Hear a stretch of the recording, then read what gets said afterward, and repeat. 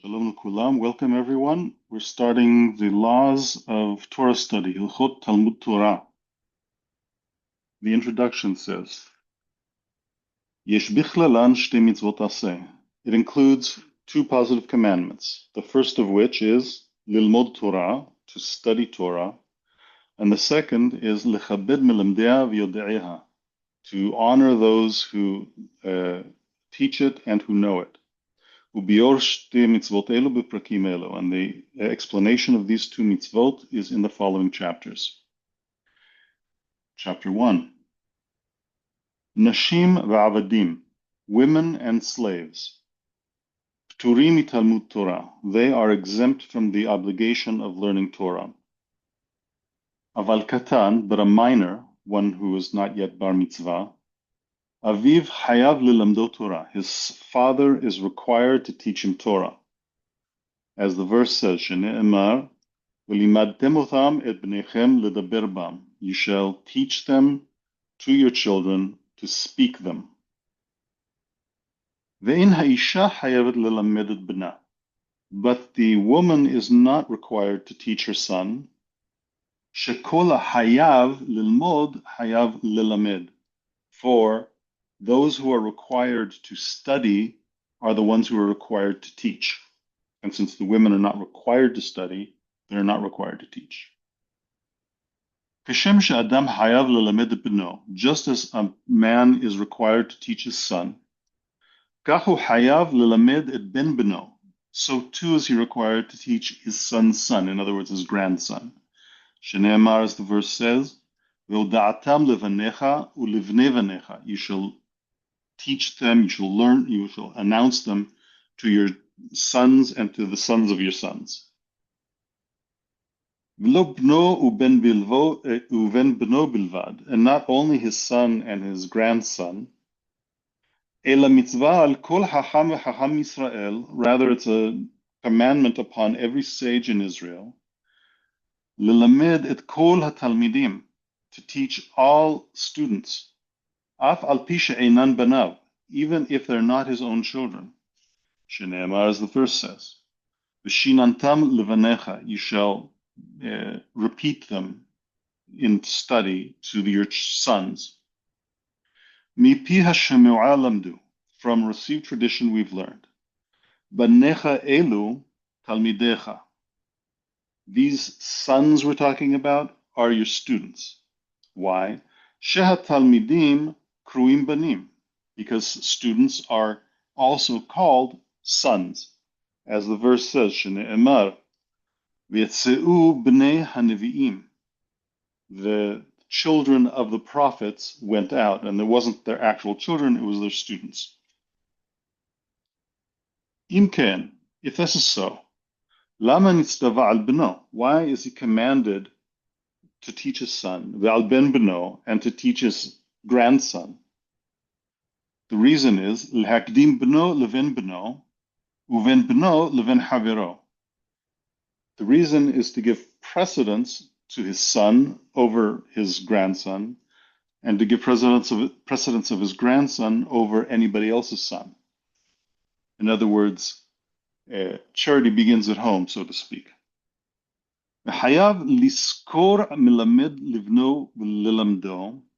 And one is required to pay a teacher of children, a teacher for his children to teach them. But he's only required to teach, the requirement to teach his fellows, the other children, is upon him for free. In other words, he's not allowed to take money. He's not supposed to take money for teaching other children. He's supposed to do it for free. Someone whose father did not teach him, he's required to teach himself or get someone to teach him once he is aware. Shene'emar, as the verse says, v'limadtem otam ushmertem la'asotam. You shall teach them and you shall guard to do them. The mitzvot, in other words. וכן אתה מוצא בכל מקום, and likewise you find in every place, שהתלמיד, I'm sorry, שתלמוד קודם למעשה, that learning precedes action. מפני שתלמוד מביא לידי מעשה, because having learned something brings you to perform the action. However, ve'en ha'ma'aseh mevi lidei talmud, but doing something doesn't bring you to learning about it. Haya hu lilmod Torah v'yesh lo ben lilmod Torah. If he has the requirement to learn Torah, he hasn't learned sufficiently yet. And he also has a son who is required to be taught Torah. Hu kodem livno. He takes precedence over his son. However, ואם היה בנו נבון ומשכיל מה שילמוד יותר ממנו, בני קודם. But if his son is smart and quick to learn more than he is, then his son takes precedence. ואף על פי שבנו קודם, and even though, in that case, his son takes precedence, לא יתבטל הוא, he should not remain idle and not learn. שכשם שמצווה עליו ללמד את בנו, just as he has the commandment, he is commanded to teach his son, כך הוא מצווה ללמד את עצמו. He likewise is required, he is commanded to teach himself. לעולם ילמוד אדם תורה. A person should always first learn Torah, ואחר כך יישא אישה, and only afterwards marry a woman. שאם נשא אישה תחילה, for if he married a woman to begin with, אין דעתו פנויה ללמוד. His mental facilities will not be available, so to speak. He will not be, his mind will not be turned to learning.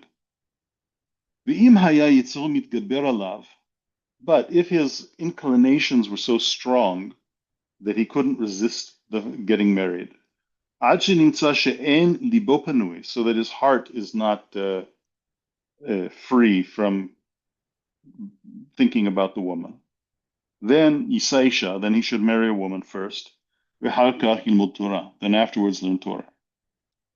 So the preferable thing is to learn Torah when he's young, before he wants to get married, so that when he gets married, he's learned the Torah basics that he needs to know. מאימתי, having trouble here, מאימתי מתחיל אביו ללמדו תורה? At what age, from when, should his father start teaching him Torah? מי שיתחיל לדבר, once he starts talking, מלמדו, he should teach him the verse, Torah ציווה לנו משה. The Moshe commanded us the Torah. ופסוק ראשון מפרשת שמע, and the first verse of the Shema. ואחר כך מלמדו מעט מעט, פסוקים פסוקים, עד שיהיה בן 6 או בן 7 לפי בוריו, מוליכו אצל מלמד התינוקות. After teaching him those first couple of verses, then he should teach them little by little, one verse at a time, until he's 6 or 7 years old, and then, or depending on what his constitution is of the child, how smart he is, and all that, and then he should take him to a professional teacher of the young. היה מנהג המדינה לקח מלמד התינוקות שכר. If the prevailing custom of the land where you were is that the elementary teachers get paid, then noten lo scharo, then he has to give him whatever his rate is. V'hayav lelamdo b'sachar, and he has required then to teach him by paying the teacher. Ad shikra Torah shebichtav kula, until such time as he can read the entire Torah, and the entire written Torah, which means the entire Tanakh, in its entirety.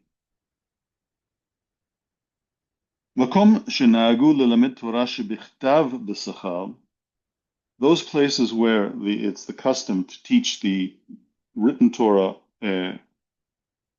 for a fee, mutar lelamed b'sachar, then it's permitted to teach for a fee. However, aval Torah shebe'al peh, but the oral Torah, asur lelamdeh b'sachar, it's forbidden to teach it for pay. Shne'emar, as the verse says, Re'eh limadeti etchem. God says to the people, see, I have taught you. Ma ani b'chinam lamadti, af atem b'chinam limadtem mimeni. Just as I have taught you, I'm sorry, this is Moshe teaching. Moshe says to the people, behold, I have taught you, and just as I have taught you for free, so too you should teach others for free. וכן כשתלמידו לדורות בחינם כמו שלמדתם ממני. And so you should, שתלמדו לדורות בחינם, so you too shall teach in perpetuity for free, just as you learned from me. לא מצא מי שילמדנו בחינם. If he couldn't find someone who would teach him for free, Yilmod b'sachar. In that case, he should pay whatever he needs to pay to learn. Shne'emar, as the verse says, emet kne, in Mishle, in Proverbs, it says you should purchase truth. Yachol, perhaps you should think, lelamed acherim b'sachar, that you should then teach others for a fee. Tilmod lomar, learn then. Ve'al timkor, the verse continues, and don't sell. In other words, don't sell the truth. Do not accept money for the truth. Halamadta, here you've learned, she'asur lo lelamid b'sachar, it's forbidden to teach for a fee, af al pi shelimdo ribo b'sachar, even if his teacher taught him for a fee.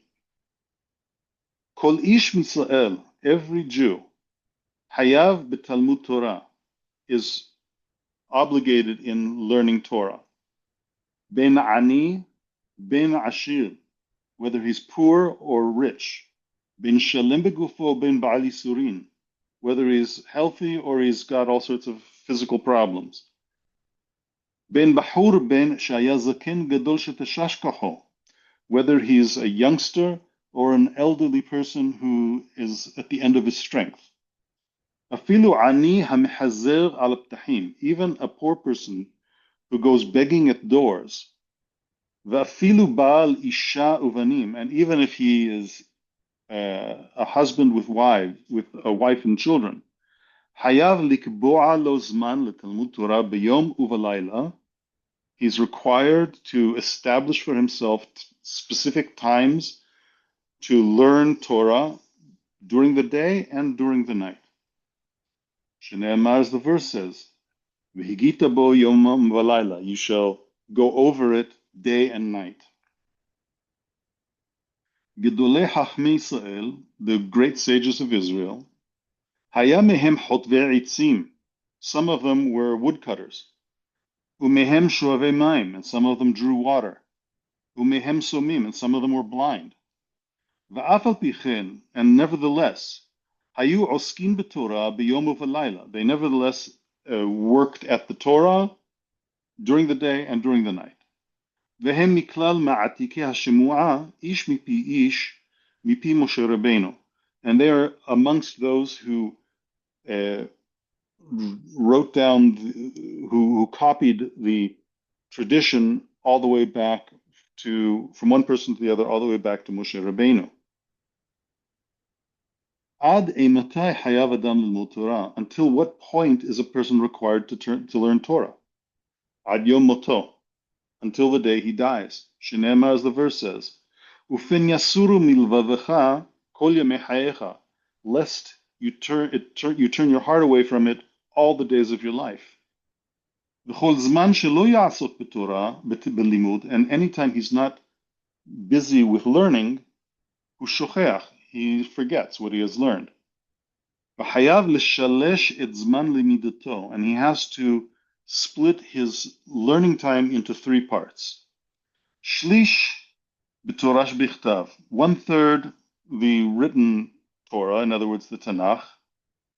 Ushlish b'Torah shebe'al peh, and 1/3 on the oral Torah, what we call the Talmud. Ushlish yavin v'yaskil aharit davar mireshito, and 1/3 of his time he should uh, understand and delve deeply and learn the end of a matter from its beginning. V'yotzi davar midavar, and extract one thing from another. V'dame davar l'davar, and compare one thing to another. V'yadin b'midot she'Torah nidreshet behen, and do the exposition according to the 13 rules of exposition of oral Torah. Ad שידע האח הוא עיקר המידות והאח יוציא האסור והמותר, so that he knows what the fundamental issues are and how to decide what's forbidden and what's permitted. וכיוצא בהן מדברים שלמד מפי השמועה, and similar and like things that he learned from tradition. Vinyan ze, and this thing, this learning how to extract the information, hu hanikra Talmud. This is what's called Talmud. So this is why I specified that when we said the oral Torah before is what we call the Talmud, because we refer to the books of the Talmud as being Talmud, but what it means is really the halachot. And here he's talking about the derivation of how the laws are derived, and that is what's the Talmud, the actual Talmud. Ketzad, how so? Haya ba'al umanut, if he had some kind of a trade. Yeh osek b'melacha shalosh sha'ot b'yom. He should then work 3 hours a day at his trade. Uvetorah teisha, and learning Torah for 9 hours. Otana teisha, those 9 hours, koreh b'shalosh mehen. He should read during 3 of them b'Torah shebichtav, in the written Torah, uv'shalosh b'Torah shebe'al peh, and 3 of them in the halachot, the oral Torah, uv'shalosh mitbonen b'da'ato lehavin davar midavar, and he should spend another 3 in contemplation of how to understand one thing from another. The divrei Kabbalah, and these matters that are received tradition, bichlal Torah shebichtav hen. They're also considered to be part of the written Torah. Uferushan, but the explanations thereof, bichlal Torah shebe'al peh. They're considered the oral Torah. Va'inyanot hanikrain pardes bichlal haTalmud. And those matters which we discussed back in the beginning of Hilchot Deot, which we called Pardes, which is the Maseh Breshit and Maseh Merkava, those are considered Talmud. In what case are we considering that he should split up his learning in this manner? Hilat Talmudo shel Adam, at the beginning portion of a person's learning the Torah. אבל כשיגדיל בחוכמה ולא יהיה צריך לא ללמוד תורה שבכתב ולא לעסוק תמיד בתורה שבעל פה. But once he is grown up, so to speak, in his wisdom and doesn't require learning the written Torah nor to spend all of his time going over the halachot, then יקרא בעיתים מזומנים תורה שבכתב ודברי השמועה, then he should from time to time review the Torah, the written Torah and the oral Torah, the halachot, כדי שלא ישכח דבר מדברי דיני Torah, so that he should not forget matters concerning the laws of the Torah. But ויפנה כל ימיו לתלמוד בלבד, then he should spend most of his time in Talmud. לפי רוחב ליבו ויישוב דעתו, according to however settled his mind is and how much wisdom he has got. Isha shelamda Torah, a woman who learns Torah. Yesh la sahar, she gets a benefit for having done so. Aval eno kisahar ish, but it's not the same level of benefit that the man gets, because mipnei shelo nitztavet, because she wasn't commanded to do it. So it's a voluntary act on her part, and it seems ironic, but the person who is commanded benefits more. In other words, the sachar that he gets, so to speak, is higher than the person who volunteers to do something. וכל העושה דבר שאינו מצווה עליו, and anybody who does something for which he's not been commanded, אין שכרו כשכר המצווה שעשה אלא פחות ממנו. The reward he gets is not as much as that which a person who was commanded gets, but somewhat less. ואף על פי שיש לה שכר, and even though she does get a woman who studies Torah does get a benefit, ציוו חכמים שלא ילמד אדם את ביתו תורה. The sages commanded that a man should not teach his daughter Torah. Why? מפני שרוב הנשים אין דעתן מכוונת להתלמד. Because most women's minds are not oriented to this kind of study. והן מוציאן דברי תורה לדברי הוואי, לפי עניות דעתן. And because of their lack of serious intent, they interpret the words of the Torah in a way that's frivolous. Amru Hachamim, the sages said, Kol hamelamedet bito Torah, anyone who teaches his daughter, who does go around teaching his daughter Torah, ki'ilu limedah tiflut. It's like he taught her frivolity. B'midvarim amurim. What case are we talking about? B'torah shebe'al peh. We're talking about the oral Torah. Aval Torah shebichtav, but the written Torah, lo yelamed ota lechatchila, he shouldn't initially teach her that. Ve'im limda enu kilameda tiflut. But if he did teach it to her, it's not as if he's teaching her frivolous things. And of course, it is required to teach everybody, man, woman, whatever, the laws that are applicable to them. And that's what Rambam actually says at the beginning of this book. In any case, that's the end of chapter 1. Next week, Bezat Hashem, chapter 2.